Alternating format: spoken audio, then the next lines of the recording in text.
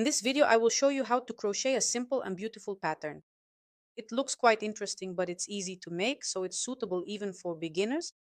I'm using 100% cotton yarn in two colors and a 1.5 millimeter crochet hook. Thanks to the color changes, the pattern turns out more expressive. The repeat is simple, a multiple of 10 stitches plus one stitch for symmetry. And in height, the pattern consists of just two rows, which are then simply repeated.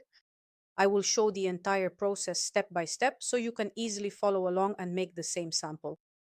You can use this pattern for various items, for example, tops, cardigans, summer pieces, and even for decorative things. So let's start crocheting.